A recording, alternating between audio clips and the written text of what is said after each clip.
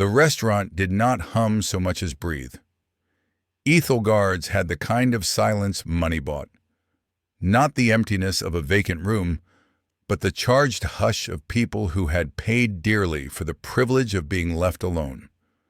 The light glowed amber from recessed bulbs set deep into dark mahogany panels, bouncing off brass fixtures polished to a dull shine. Waiters moved like shadows, ferrying plates and crystal with the restraint of ferrymen who knew that one splash might cost them a year's wages. Every table was its own island, ringed by a private sea of hush, and the air smelled of truffle oil, seared meat, and money that had been laundered through generations. Chloe Jenkins stood at her station near the service bar, spine straight, though her shoes pinched.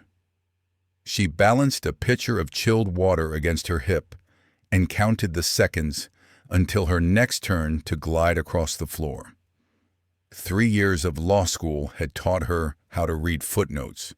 3 years of waitressing had taught her how to read faces. Tonight she was measuring the temperature of a room full of bankers, diplomats, and families who whispered secrets under the cover of buttered lobster. Behind her steady posture, her thoughts scrolled like case law, tuition due, Sophie's bill stacking, the fragile balance of survival.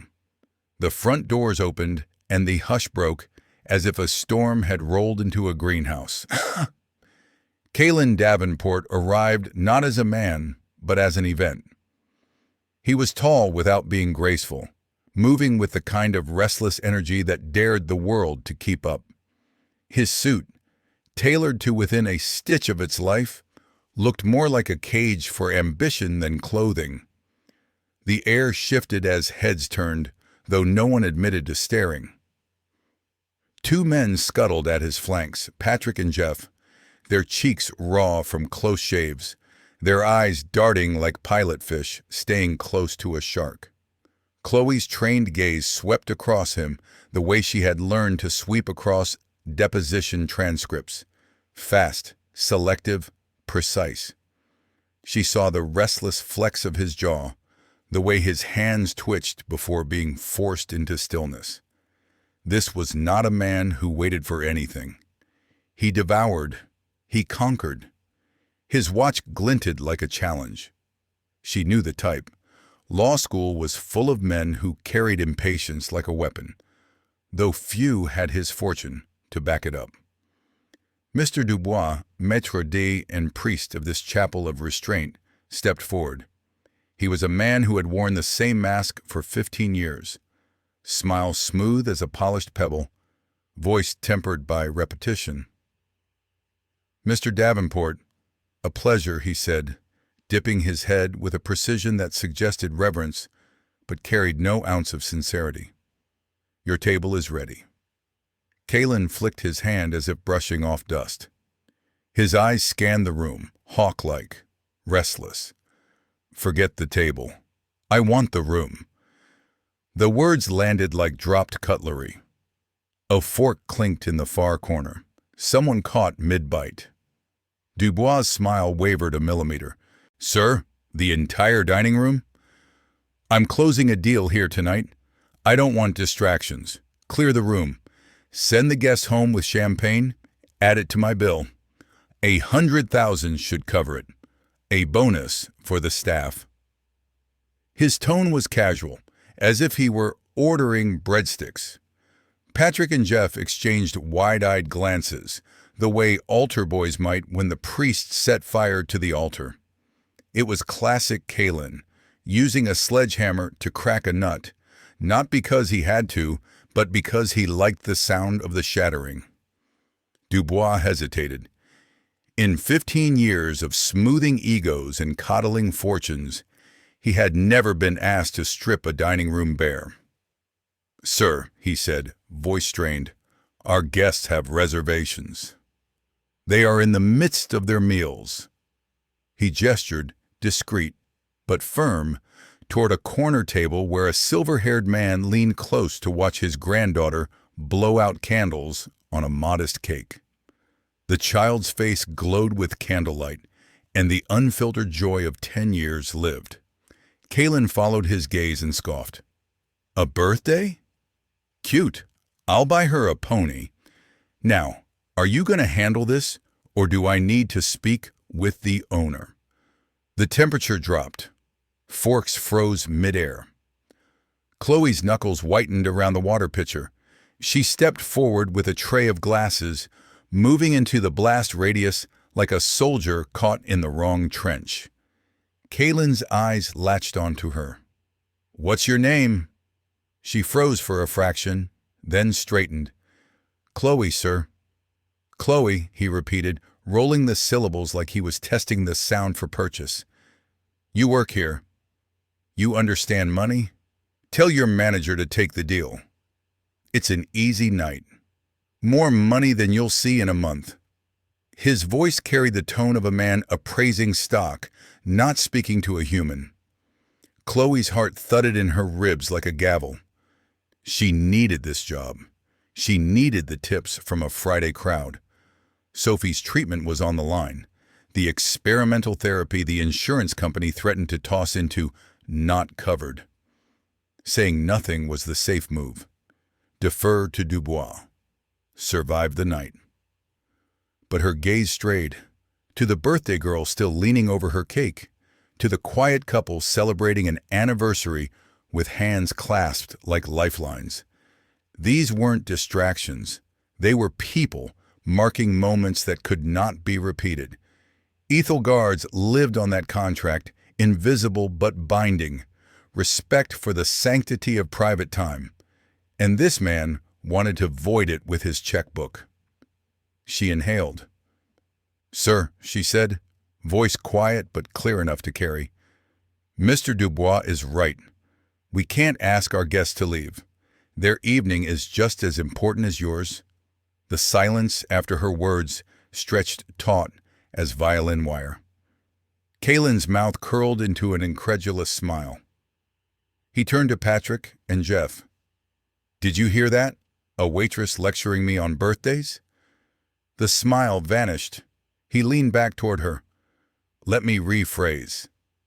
I'm not asking, I'm telling you. My company is about to swallow a European rival. In 2 hours, the deal will hit headlines. That little girl's cake won't Dubois step forward, but Kalen's hand flicked. No. Let her answer. Well, Chloe, are you going to be smart and take the easy money, or are you going to be difficult? The air thickened. Conversations nearby died like candles snuffed. All eyes shifted, though none dared move.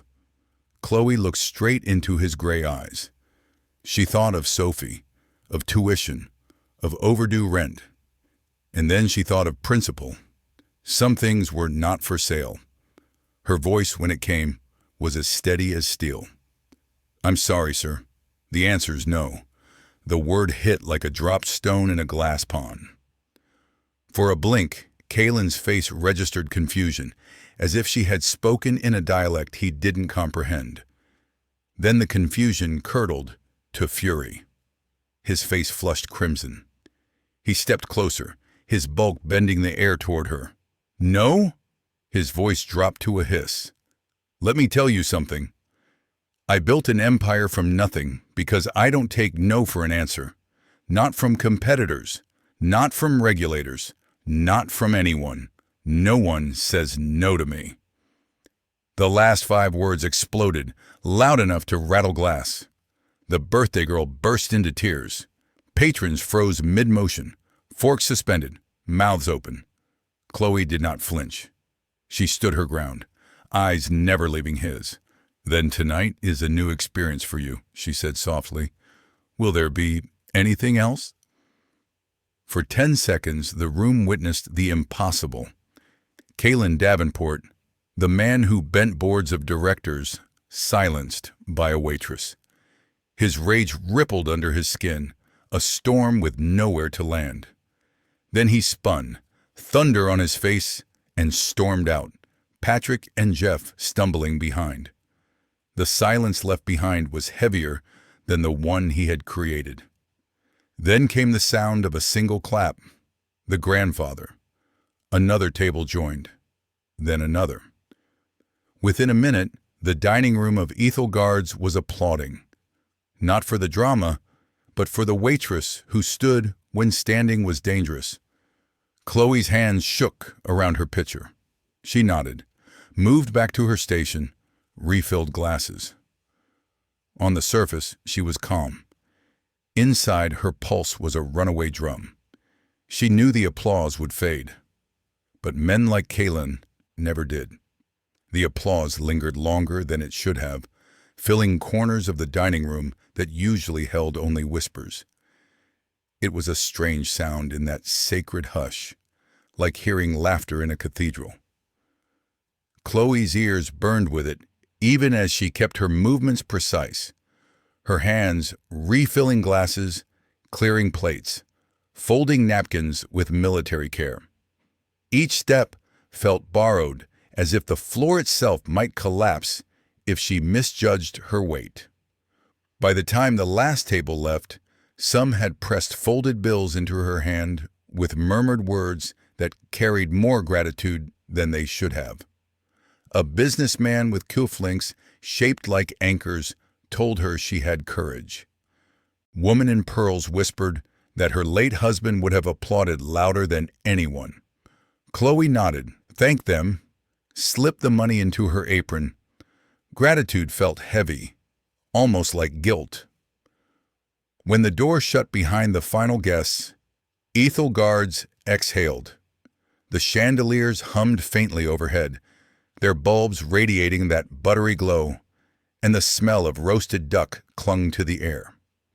Chloe wiped her palms on her apron, trying to stop the trembling. Dubois approached, no mask of metried composure now, just a pale man who looked like he'd aged a decade in an evening. "Chloe," he said softly, "in all my years, I've never witnessed anything like that." His eyes, usually sharp with calculation, carried something closer to fear. "What you did was brave, but it will not end here." She swallowed, throat dry. "He'll call the owner?" Dubois shook his head, lips pressed tight. "Worse. A man like that does not appeal upward.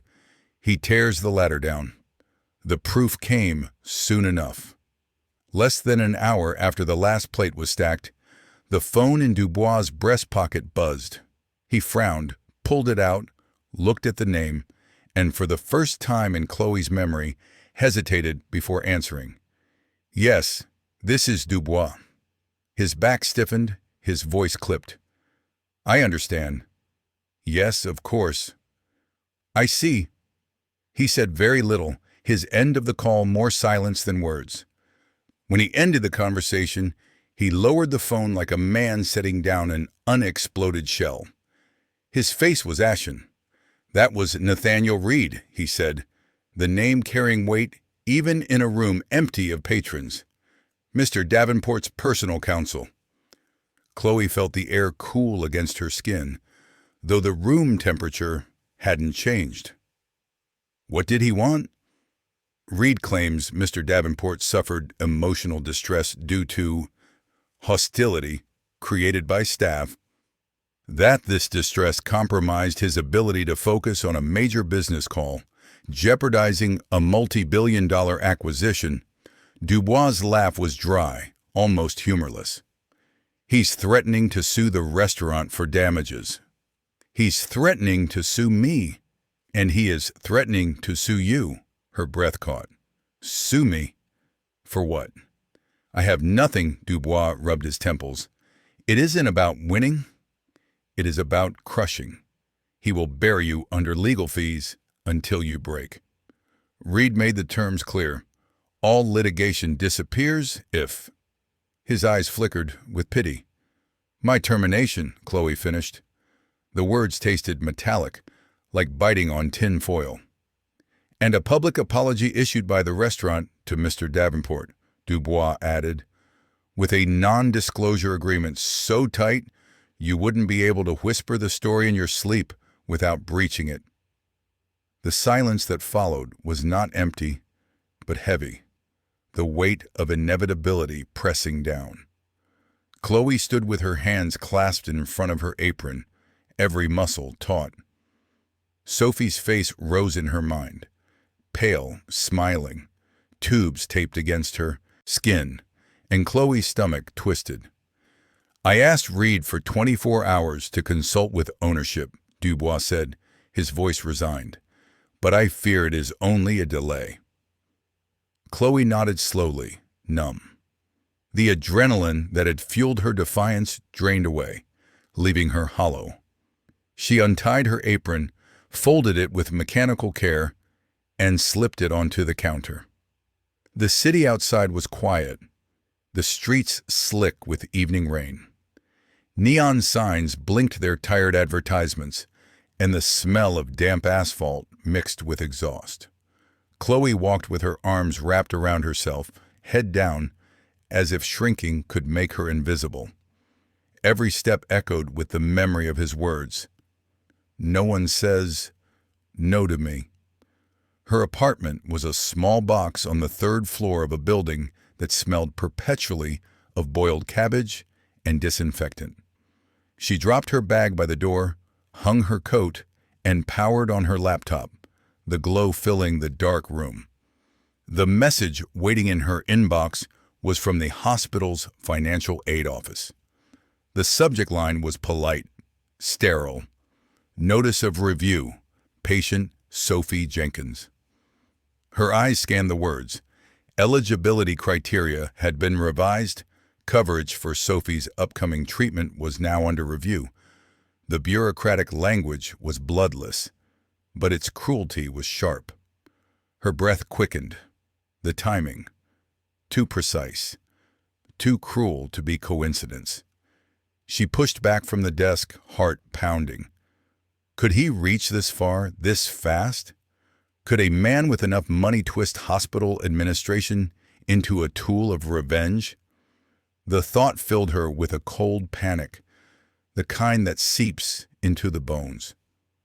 She sat at her desk, surrounded by casebooks and outlines on constitutional law. Her vision blurring with tears she fought to hold back. She had done the right thing at the restaurant. It had felt pure in the moment. But here was the world's answer: punishment. The system did not reward quiet dignity. It rewarded brute force. Her phone buzzed. A text, Jess. Her friend's words filled the screen. "Heard a rumor about Ethel Guards tonight. Something about a billionaire and a waitress who stood up to him. Tell me it was you." Chloe typed, erased, typed again. Finally, "It was me, and I think I just ruined my life." The reply came instantly. "Don't you dare say that. You're the smartest person I know. He picked the wrong future lawyer. Call me now. We fight back." Chloe stared at the phrase, "We fight back." It looked simple on the screen, brave, but her hands still trembled. How do you fight a man who could buy the law itself? She set the phone down, but a slow resolve began to crystallize, cold and hard, beneath the fear. Kaylin had come after her job. Now he was reaching for her family. If he thought he was teaching her a lesson, he had chosen the wrong student. The night stretched long, her apartment filled with the sound of distant traffic and the drip of a leaking faucet. Chloe lay awake on her narrow bed, staring at the ceiling, fear and fury circling each other in her chest. Sleep came only in fitful bursts, each one broken by visions of Sophie's hospital room and Kaylin's cold gray eyes. Morning arrived pale and gray. She dressed carefully, her clothes pressed, her hair tied back, as though armor could be woven from appearance. The subway ride downtown rattled her bones, the car filled with the stale scent of coffee and the tired faces of commuters. She rehearsed words in her head, though none of them seemed adequate. Dubois' office smelled faintly of lemon polish, the scent sharp against her nerves. He stood with the phone to his ear, back rigid, voice strained. Yes, Mr. Sterling. I understand. Her actions were in defense of the restaurant's integrity. No, I am not questioning your client's account. I am merely... Yes, of course. I see. He hung up slowly, his shoulders heavy, and turned to her. His face was lined with defeat. That was Reed's partner. They reject my request for 24 hours. They want confirmation of your termination by noon, or the lawsuit is filed. Chloe's mouth went dry. So that's it. The owner, Dubois, hesitated. He values tradition, but he also values survival. He cannot fight Davenport's money. You are being squeezed, Chloe, and I am sorry. Her first instinct was resignation. To take the burden off him, to bow out gracefully, to sacrifice herself before Sophie was dragged deeper into the crossfire. The words almost left her lips. I'll resign. But a thought surfaced, a scrap of memory from a seminar lecture. Mr. Dubois, she said, steadying her voice, the lawyer who called last night. Nathaniel Reed. He works for Reed and Sterling, doesn't he? Yes, Dubois replied, puzzled. They say he is the best. Utterly ruthless, Chloe pulled out her phone. Her fingers moved without hesitation now, scrolling her contacts until she found the name she needed. Professor Alistair Finch. A titan of corporate and ethics law, retired in everything but reputation. Eccentric, brilliant, notorious for skewering students who tried to bluff. He had respected her because she argued boldly, even when it cost her. She took a deep breath and pressed dial. Finch, came the gravelly voice on the second ring. Professor Finch, it's Chloe Jenkins from your seminar last spring. I'm sorry to call you at home. There was a pause, then a grunt. Jenkins, the one who argued shareholder primacy, was a legal fallacy. Bold. You're not calling to debate Milton Friedman before I've had coffee, are you? No, sir, she said quickly. I need advice. I have a personal, legal situation. And then she told him everything.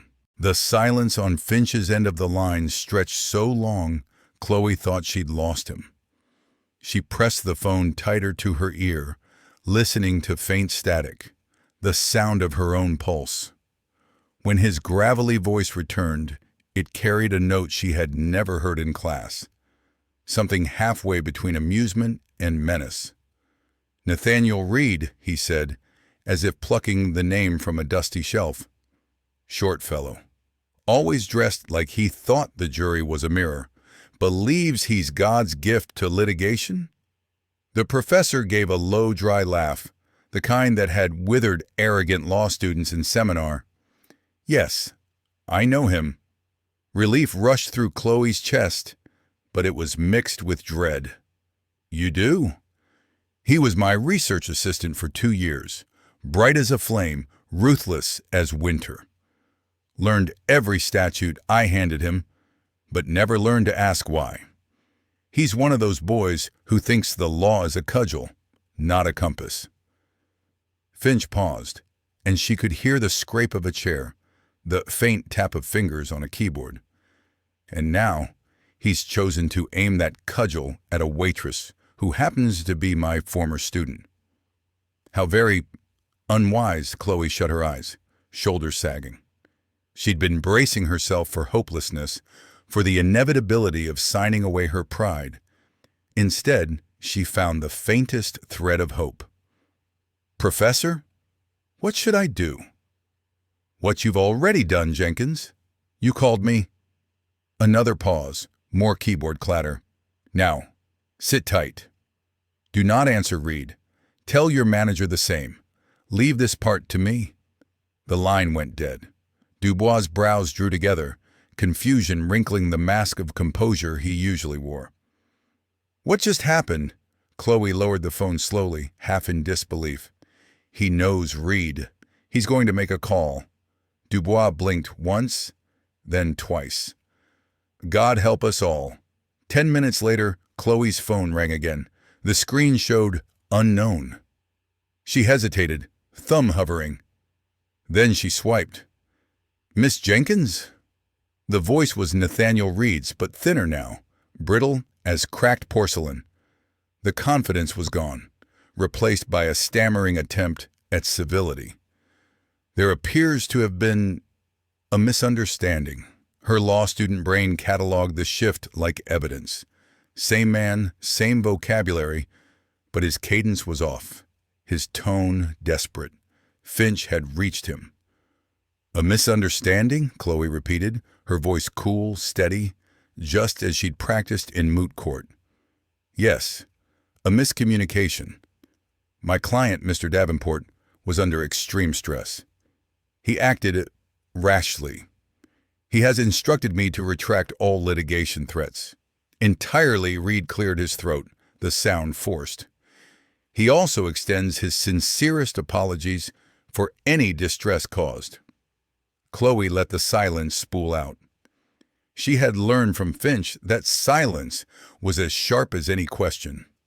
On the other end, Reed cracked. "My client is eager to make amends," Reed added quickly. "A donation, perhaps, to a charity of the restaurant's choice. As a gesture of goodwill." "I see," Chloe said finally, tone flat as a closing gavel. "Thank you for clarifying." She ended the call. Dubois stared as though he'd seen a ghost walk upright. His lips parted, closed, opened again. In 15 years, the Maître D had faced every manner of wealthy demand, but never this. A titan, forced to retreat by a waitress, armed only with principle and a professor's phone call. The immediate fire was out, but Chloe knew it was not finished. Kalen Davenport was not the sort of man to let wounds scar.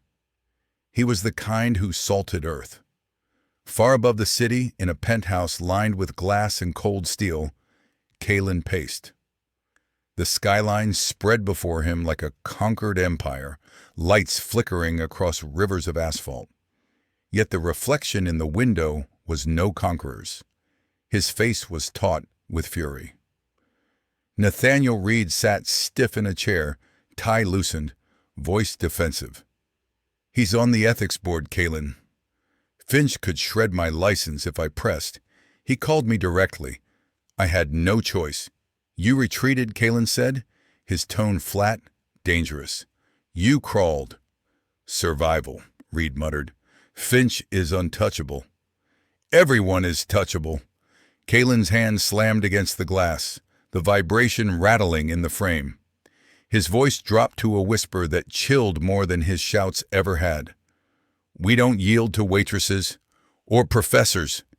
He waited until Reed slunk out, then picked up his phone again. "Mikhail," he said, voice stripped of pretense. "Find me everything on a woman named Chloe Jenkins. She works at Ethel Guards. I want her address, her debts, her fears. And most of all, I want to know what she loves. Then tell me how to take it away." Mikhail's report arrived in less than 2 days. The file was plain, encrypted, but what it contained gleamed like a dagger. Chloe Jenkins, 23. Georgetown Law, 3rd year. No criminal record, no vices to exploit. Principled, dull in her cleanliness. But then came the gold, familial vulnerabilities. Sophie Jenkins, 19, rare aggressive leukemia, current patient at St. Jude's, tentatively accepted into the CX401 trial, pending review board approval. Kalen read every line, eyes narrowing. There it was, the soft flesh beneath the armor. Among his holdings lay a little gem. Phyraxian Analytics, a data management firm acquired 2 years ago, its contracts spread through hospitals and trial boards. And among its clients, St. Jude's.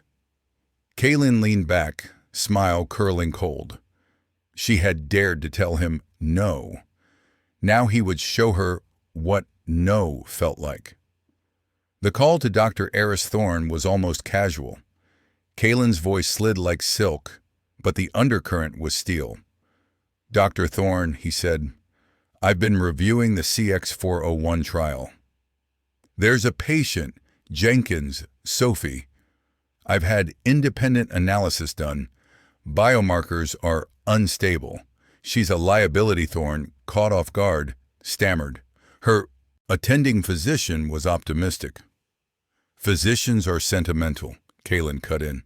That's why we rely on data. I want you to prepare a risk assessment for the review board. Highlight the potential for anomalous reactions. Stress the risk to FDA approval. The board will see reason. The line wavered with Thorne's hesitation, but careers were fragile things, and Kaylin's signature could end one with a flick. Yes, Mr. Davenport, I'll handle it.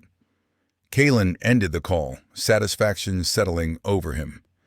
It was perfect, a knife disguised as a scalpel, cloaked in integrity. The news arrived in Chloe's apartment 3 days later. She had just returned from class, arms heavy with casebooks, when the phone rang. Dr. Miller's voice was thick with frustration. Chloe, I'm so sorry. The board denied Sophie's place. Chloe's knees buckled. She sank into the nearest chair. Denied? You said she was ideal. You said, I know. But a last-minute report flagged her as high risk. Phyraxian Analytics submitted it. It's nonsense, deliberate misinterpretation, but the board is terrified of compromising approval. Her spot is gone. Chloe pressed a hand to her mouth. The name rang in her skull. Phyraxian. She didn't know the company, but she knew the man who owned it. The fight at Ethel Guards had been theater. This was war. Kaylin hadn't come for her job or her dignity. He had come for Sophie's life. Tears stung, but they dried fast. What replaced them was rage, pure burning diamond rage. She shoved her textbooks aside and sat at her desk, the glow of her laptop harsh in the dark. If he wanted war, she would give him one. The Urban Justice Center smelled of stale coffee and old carpet. It wasn't glamorous work.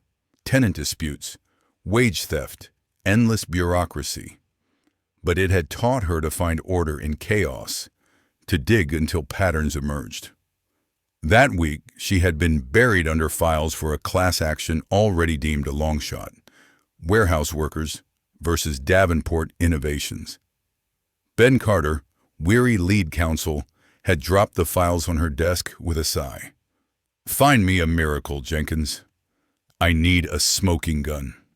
Now she combed through with feverish intensity, fueled by fury and caffeine. She cross-checked termination dates against pension vesting schedules, mapped overtime records against shipping manifests. Day blurred into night, her apartment a cave of glowing screens and muttered curses. And then she found it, a folder of internal emails buried deep. Subject, Project Nightingale. Corporate language, sterile and bloodless, but the meaning was brutal. Predictive analytics used to flag employees just before pensions vested or insurance costs rose. Fired for efficiency, churned like cogs. At the bottom, a line that made her breath catch. An elegant solution. Proceed immediately. Signed, Kaylin Davenport. Her pulse pounded. There it was. Proof not just of negligence, but of intent. His words, his authorization. It wouldn't bring Sophie into the trial, but it revealed his pattern, wielding data and money to cut lives apart, cloaking cruelty in corporate jargon. It was a mirror of what he had just done to Sophie. Chloe leaned back in her chair, exhausted, furious, alive with resolve. Kaylin Davenport thought power meant money, but she had found a different weapon, one he couldn't erase with checks. The war had only begun. The glow of the monitor washed Chloe's face pale, but her eyes burned bright as if lit from within. Project Nightingale sat on the screen like a loaded pistol, its words bloodless but lethal. She read the line again, An elegant solution, proceed immediately.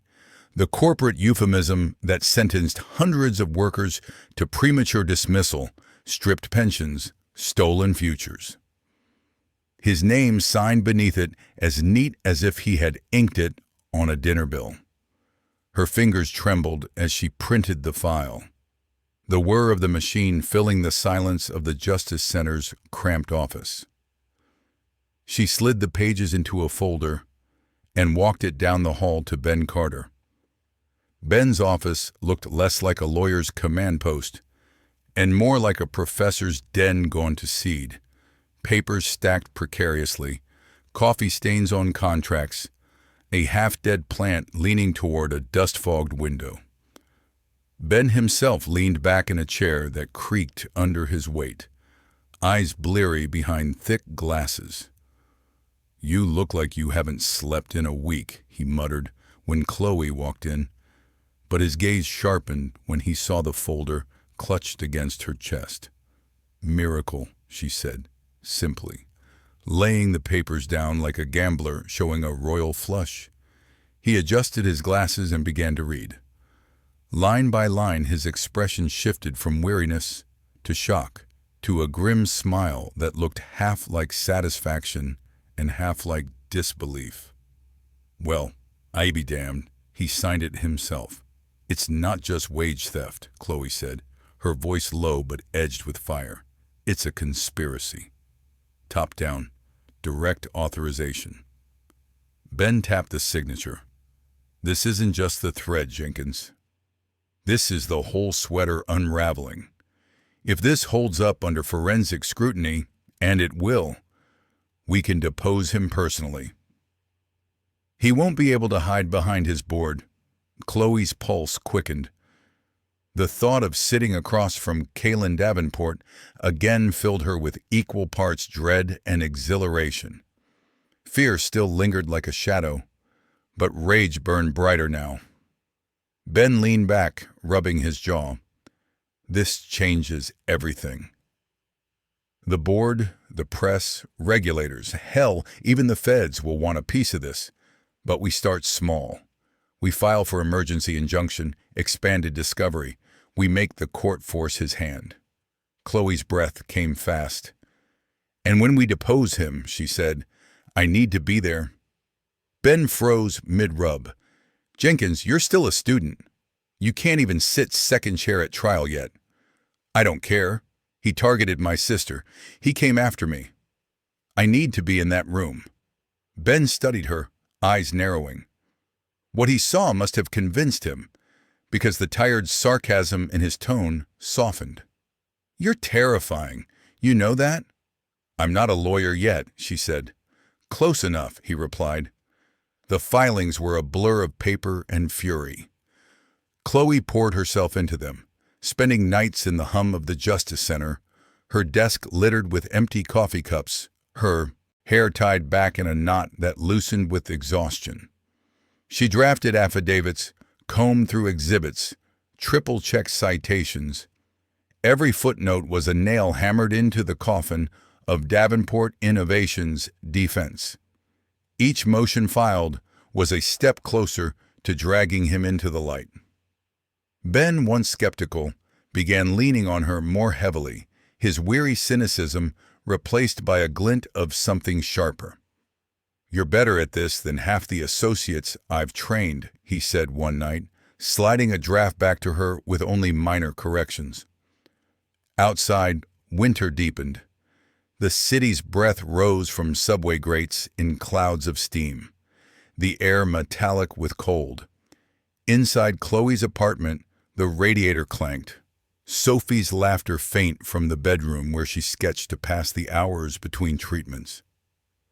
That laughter anchored Chloe even as exhaustion frayed her edges. Sometimes, late at night, fear crept in, visions of Kaylin's gray eyes, the weight of his money, the reach of his influence. But then she'd see Sophie's pale hands clutching a pencil, her drawings bright despite hospital shadows, and the fear hardened back into resolve. The hearing for expanded discovery was tense. The courtroom smelled of varnish and old paper, the benches filled with murmuring plaintiffs, former warehouse workers who had staked their hopes on a case most lawyers had dismissed as hopeless. Opposite them sat Reed and his sleek team, suits sharp enough to cut glass, their briefcases gleaming. Kalen himself did not appear, but his presence hovered like smog. Judge Hernandez presided, a woman with sharp eyes and little patience. She listened as Ben presented the Project Nightingale evidence, her gaze flicking to Chloe, who sat quietly at counsel's table, the youngest person in the room but radiating a focus sharper than many veterans. When Reed rose to object, his voice carried that clipped arrogance she remembered from Dubois' description, but beneath it, Chloe could hear the cracks, Finch's warning still echoing in his ears. The judge ruled swiftly. The document is admissible for purposes of discovery. Deposition of Mr. Davenport is authorized. Chloe exhaled, her hands clenched under the table. Reed's jaw tightened, but he said nothing. The gavel struck, the sound sharp as a gunshot. The next battlefield was set. A sterile conference room, not a courtroom, but just as dangerous. In the days that followed, Chloe lived like a soldier preparing for campaign.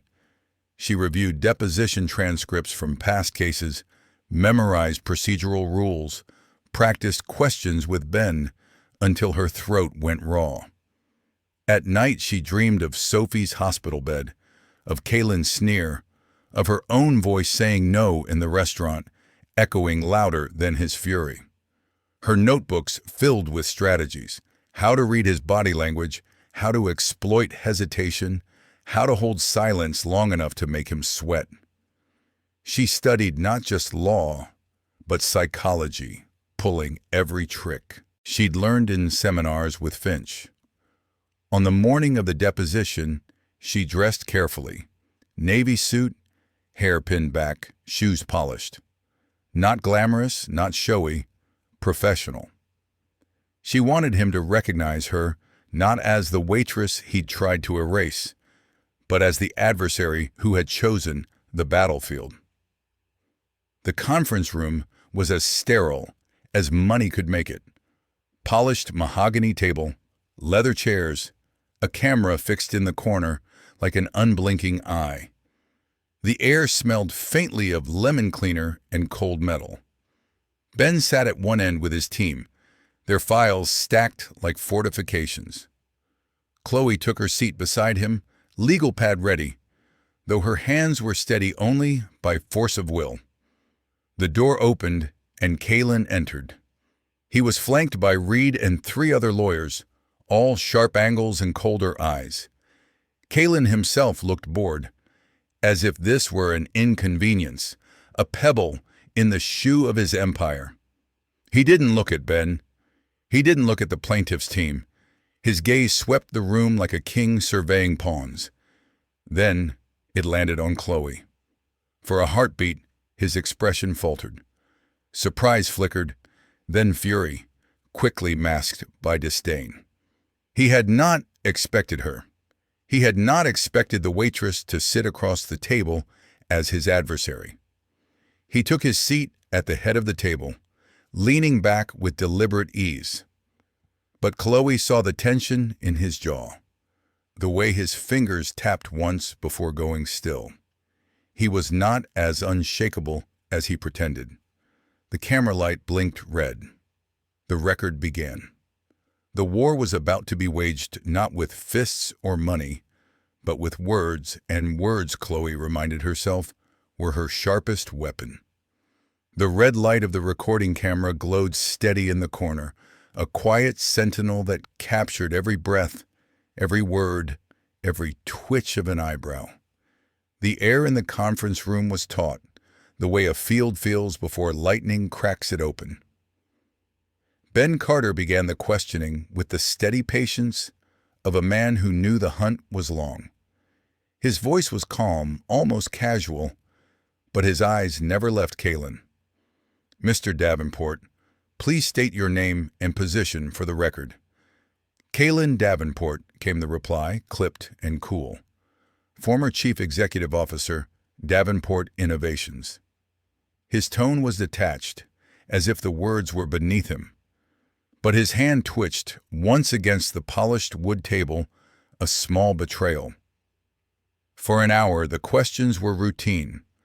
Structure of the company, warehouse operations, employee policies. Reed objected often, his voice sharp with rehearsed authority, but Judge Hernandez's order for expanded discovery hovered like a shadow. Kaylin answered with practiced boredom, as if he were reading off a grocery list. Then Ben slid a sheet of paper across the table. It landed in front of Kaylin with a whisper that sounded louder than thunder. "Mr. Davenport," Ben said evenly, "can you identify this document?" Kaylin glanced down. The subject line stared back. Project Nightingale. He scanned the sterile lines of corporate cruelty and then the signature at the bottom. His own name. For the first time that morning, his mask flickered. "It appears to be an internal communication," he said finally, voice measured, eyes narrowing. "Your internal communication," Ben pressed, "where you authorized a program to terminate employees based on projected pension and health costs. You described it as," he tapped the page, "an elegant solution. Do you recall sending this email?" Reed shot to his feet. "Objection. Document lacks proper authentication, and counsel is mischaracterizing." Ben didn't look up. "Overruled for purposes of this deposition. The forensic report is Exhibit B." "The document was sent from your personal laptop, Mr. Davenport." "Please answer." The room chilled. Kaylin's jaw tightened. "I do not recall the specifics of every email I send. Davenport Innovations employs thousands. We are constantly seeking efficiencies." "Efficiencies?" Ben echoed, his voice now edged with steel. "Is that what you call firing men like Hector Ramirez 2 months before his pension vested? Is that efficiency, or is that fraud?" Reed barked another objection, his tone more desperate than polished now. Kaylin leaned back in his chair, eyes narrowing into slits. "I will not be lectured on business by a lawyer who's never run a company. Streamlining is necessary for survival." Chloe had been silent until now, taking notes, her pen moving across the pad with meticulous strokes. But she felt the moment. The silence after his last word was the same silence she had heard in the restaurant, heavy and waiting. Ben looked at her, then gave the smallest of nods. Chloe set her pen down. "Mr. Davenport," she said, her voice calm, steady. Kaylin's head snapped toward her. His expression froze. Recognition dawned like a blow. The waitress, the girl from Ethel Guards, sitting now in a navy suit, eyes locked on his.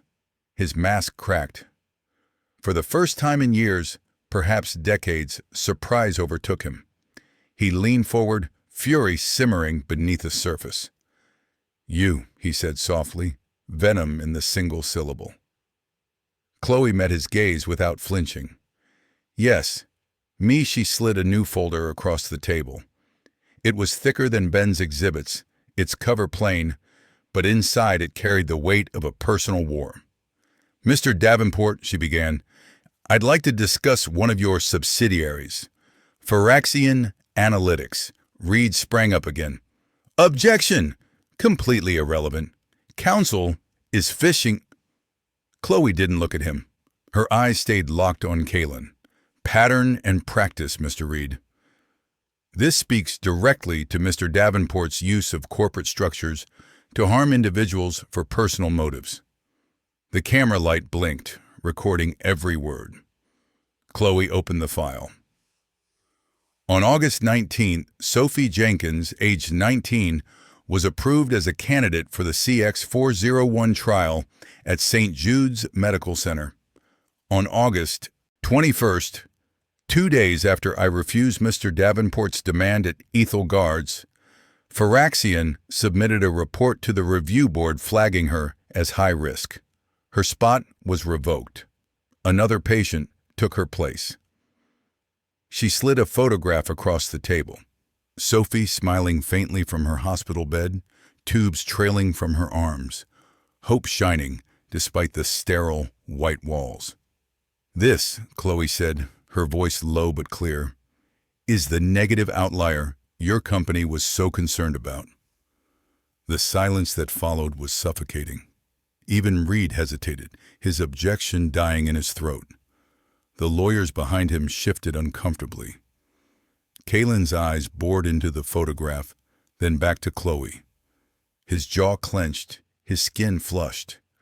The rage in his stare was volcanic, but beneath it she saw something else. Recognition. He knew she had cornered him. "This is pathetic," he hissed, voice barely above a whisper. "A desperate attempt to smear me with personal tragedies.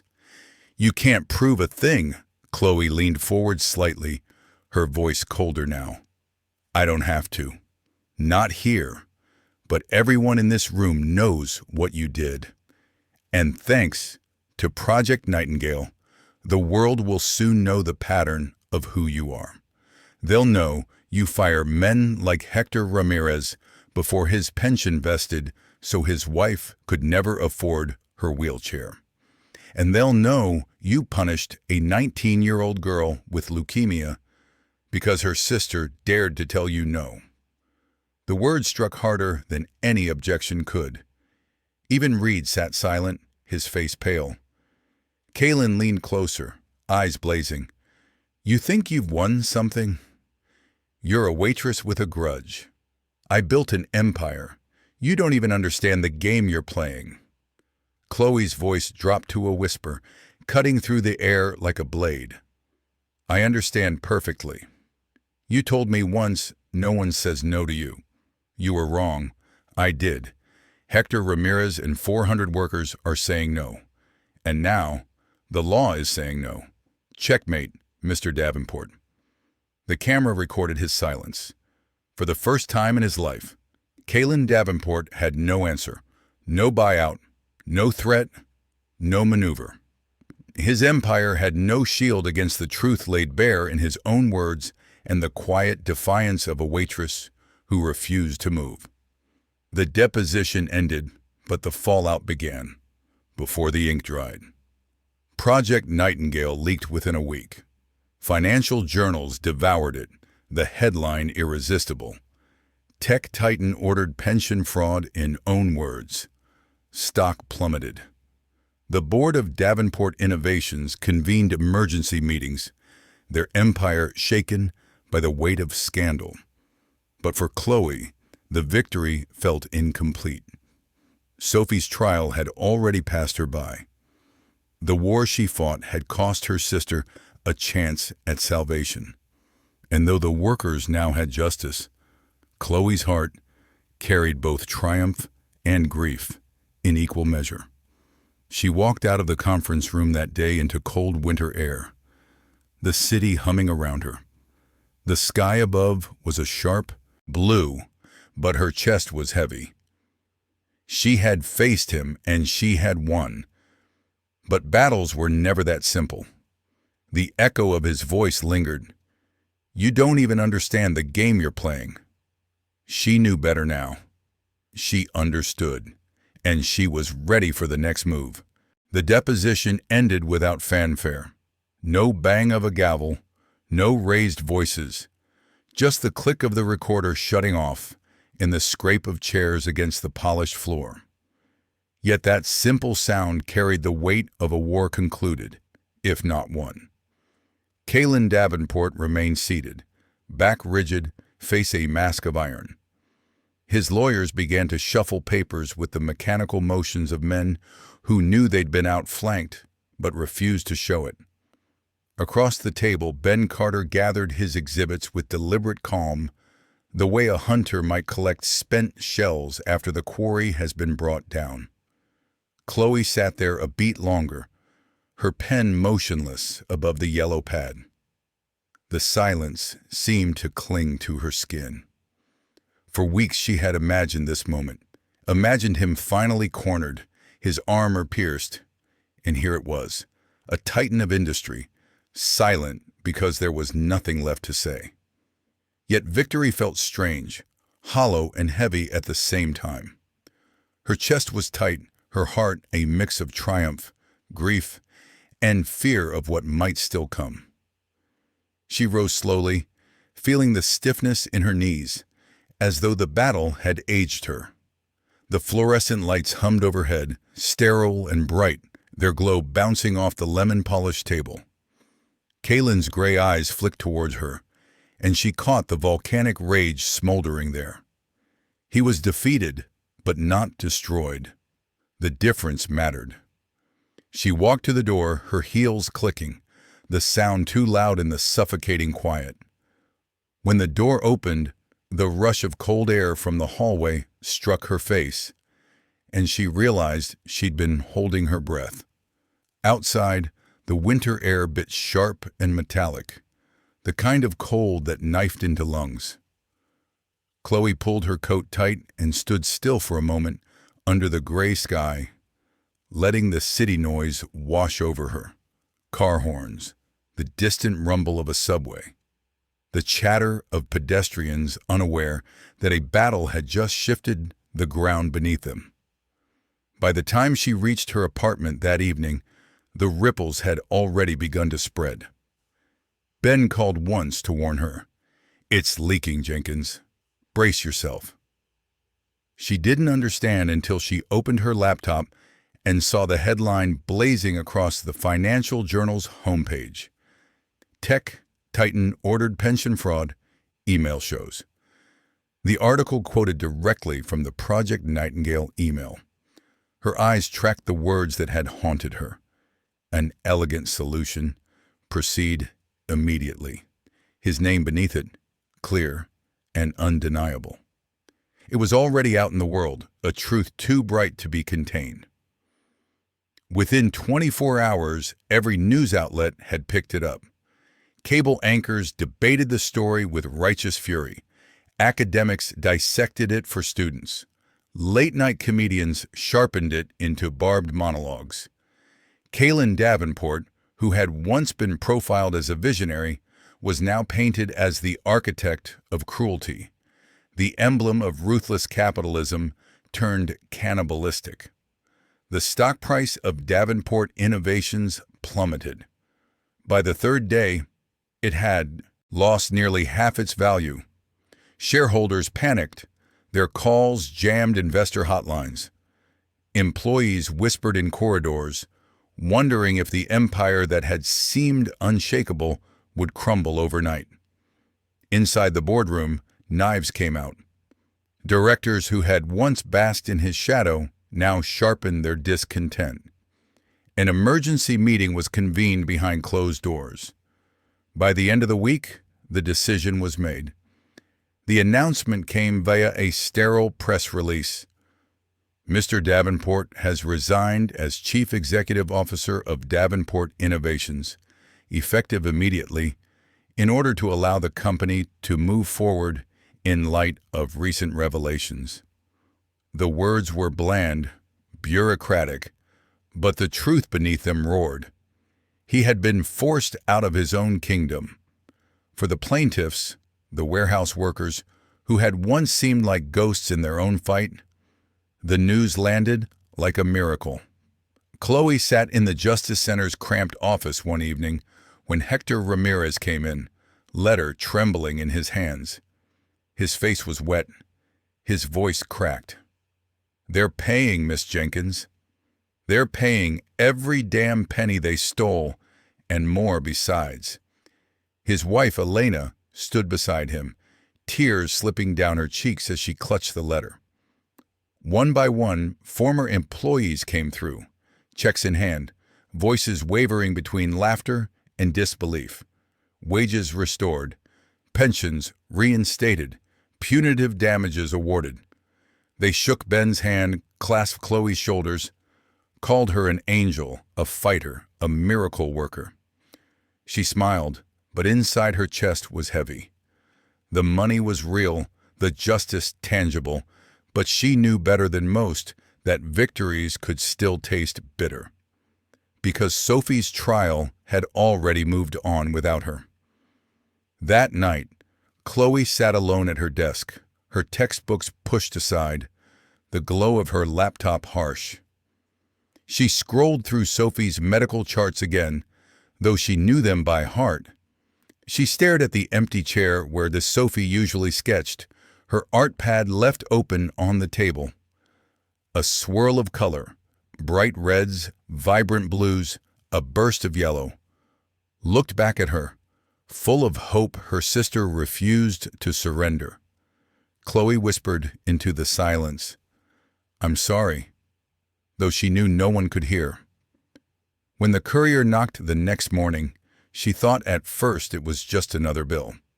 The envelope was plain, heavy, no return address. Inside were only two items. The first, a cashier's check for $10 million, made out to St. Jude's Medical Center. No memo, no signature, but the bank's mechanical stamp. The second, a glossy brochure from a renowned treatment center in Switzerland. Its cover showed a pristine building against a backdrop of snow-covered Alps. A doctor's name was circled in black ink. Tucked inside was a letter, typed and formal, confirming that a patient named Sophie Jenkins had been accepted for immediate treatment. Costs, travel, lodging, and full medical process covered entirely by an anonymous benefactor. Chloe held the paper so long her fingers numbed. She didn't need the name. She knew. This was Kalen's language. No apology, only transaction. He had destroyed Sophie's chance at the trial. Now he was paying, in his own way, to mend the damage. She walked into Sophie's room, her chest tight. Sophie sat propped up in bed, pencil smudges on her fingers, a half-finished drawing in her lap. When Chloe explained, Sophie's eyes filled. Her lips trembled into a smile. "Do we say yes?" she whispered. Chloe sat on the bed, pulling her close. The scent of antiseptic clung faintly to her sister's skin, but beneath it she smelled the shampoo they'd used since childhood. Her throat burned as she answered.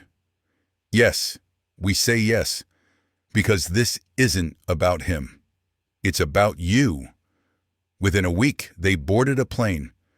The air on the aircraft was recycled, metallic, filled with the hum of engines and the faint chatter of strangers. But for Chloe, it smelled like possibility. She sat beside Sophie, watching her sister gaze out the window, at clouds painted orange by the rising sun.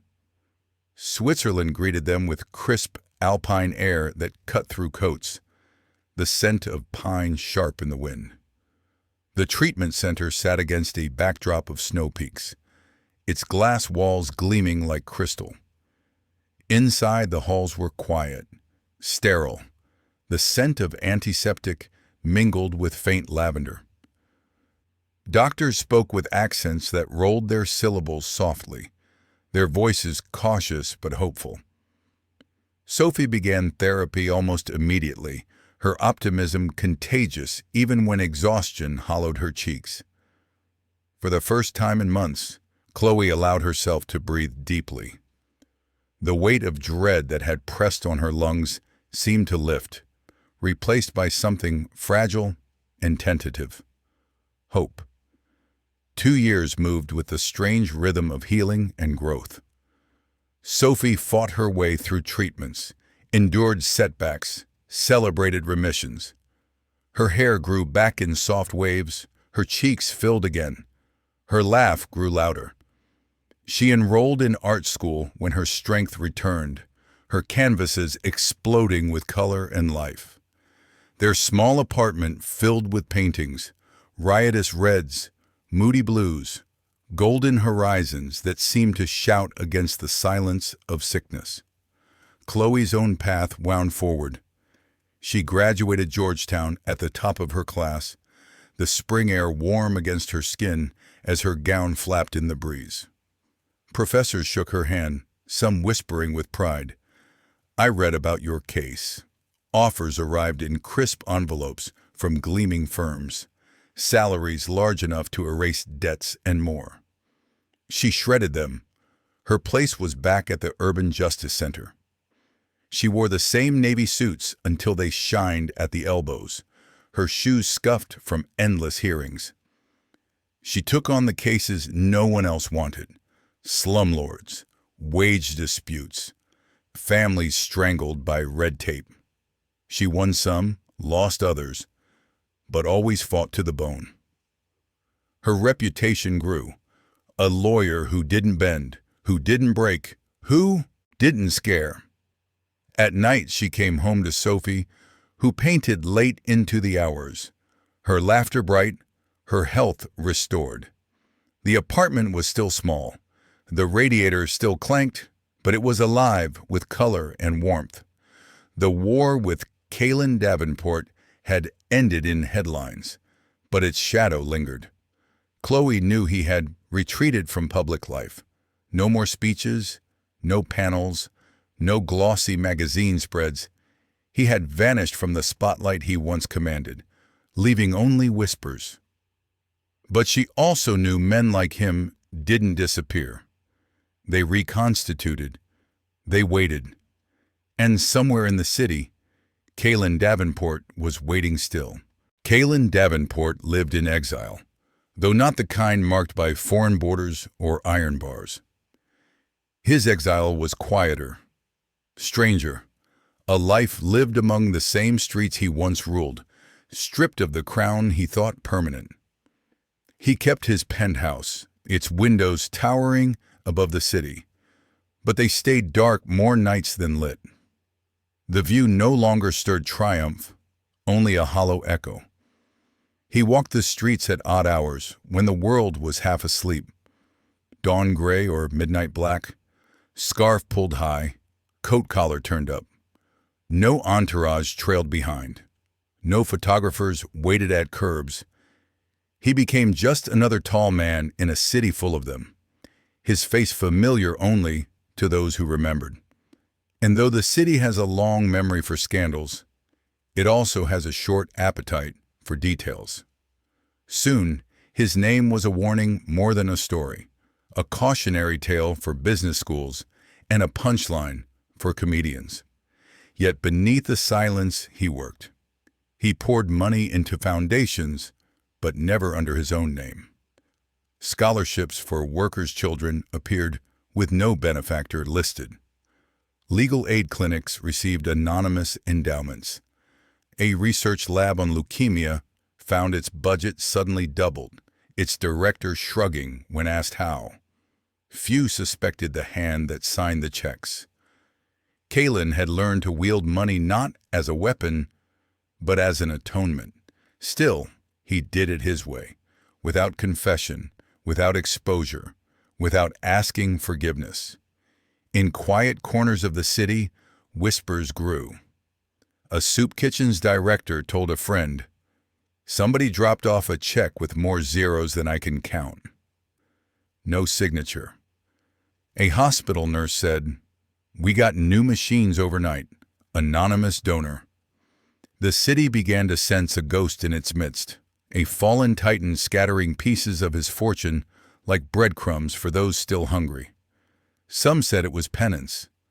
Others said it was pride, just repurposed. For Chloe, his name was no longer in her daily thoughts. Her world was crowded with clients and deadlines, motions and hearings. The Urban Justice Center became her battlefield. The offices still smelled faintly of stale coffee and carpet glue. The hallways echoed with hurried footsteps, but for her, it was home. She learned to thrive on small victories. A family evicted by a predatory landlord reinstated. A worker finally receiving overtime after months of stonewalling. These wins didn't make headlines, but they changed lives. And when she lost, as all lawyers lose, She learned to stand steady, to tell her clients with steady eyes that the fight wasn't wasted. Each case left a mark. Each client's story wove into her own resolve. Colleagues began to call her relentless. Plaintiffs whispered her name in community centers with reverence. That lawyer who doesn't back down. Judges grew used to her sharp questions, her steady tone. She was no longer the waitress who said no. She was a force of laws, her words sharpened by both training and fire. Her apartment, once gray and spare, now glowed with life. Sophie thrived, her remission firm, her laughter louder. Art school had transformed her. Canvases leaned against every wall, riotous bursts of color, fierce and tender in equal measure. One painting showed a city skyline exploding with orange and pink like a sunrise. Another showed two sisters, faceless but clasping hands against a backdrop of storm and sun. Visitors marveled. Sophie shrugged, her eyes shining. Some nights, Chloe came home exhausted, her briefcase heavy, her shoes worn thin, and she'd collapse on the couch. Sophie would put a cup of tea in her hands and lean one of her paintings against the wall. "Look," she'd say, her grin mischievous, "the world's not all lawsuits." And Chloe would feel her chest loosen. But even with her new life, there were nights when she still remembered that moment in the restaurant. The air electric, the word no hanging between her and Kaylin Davenport. It had been the hinge upon which her world swung open. She wondered sometimes if he remembered it too, or if men like him simply buried memory beneath money. The answer came one winter night. Her office was quiet, the hum of the old radiator filling the silence. Papers were spread across her desk. Another tenant dispute, another case of a landlord trying to squeeze families dry.